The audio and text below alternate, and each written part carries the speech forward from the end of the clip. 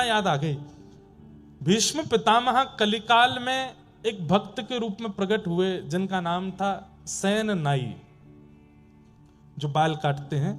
ऐसे एक नाई के रूप में इनका जन्म सेन नाई भक्तमाल जी में कहते हैं कि वो भीष्म पितामह का ही पुनर्अवतार है।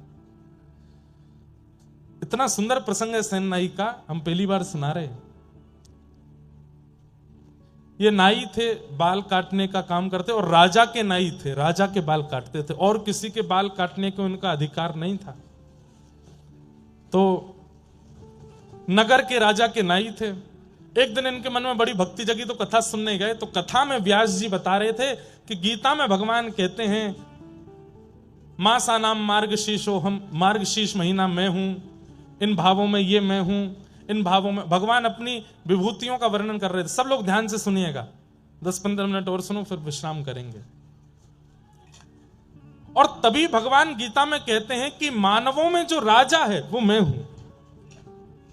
जहां कहीं भी राजा हैं, भगवान ने यह बात कही है कि राजा मेरा ही प्रतिनिधि है। राक्षसों में प्रहलाद मैं हूं, भगवान स्वयं कह रहे हैं। तो सेन नाई बैठ करके एक कथा सुन रहे थे, बोले कि मानवों में राजा मैं हूं, राजा मेरा ही प्रतिनिधि है। तो नाई तो बड़ा प्रसन्न हो गया, बोले मुझे ठाकुर जी मिल गए।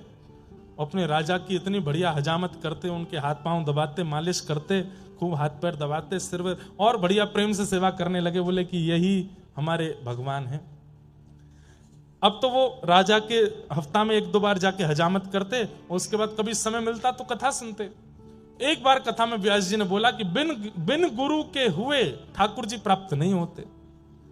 तो सेन नाई जी के मन में आया कि अब मैं गुरु कहां से खोजूं। तब किसी ने इनको बताया, बोले काशी में विराजमान है श्री रामानंदाचार्य जी महाराज, आप उनकी शरण में चले जाओ, वो बहुत अच्छे गुरु मिलेंगे। और श्री सेन जी काशी चले गए। काशी में जाकर के रामानंदाचार्य जी से दीक्षा लेने का खूब प्रयास किया, लेकिन रामानंदाचार्य जी ने दीक्षा किसी कारण से नहीं दी, व्यस्तता के कारण, साधना के कारण।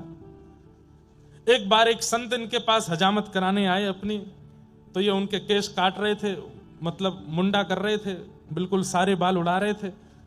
शिखा छोड़ दी तो संत विरक्त थे, उन्होंने कही शिखा भी काट दो। उन्होंने कही अरे आप कैसी बात कर रहे हैं, मैं शिखा नहीं काटूंगा, ये तो बहुत बड़ा पाप है। बोले अरे मैं विरक्त हूं, विरक्त शिखा सूत्र नहीं रखते। सेन नाई जी बोले आप जो कहेंगे सब स्वीकार है, पर शिखा नहीं काटूंगा।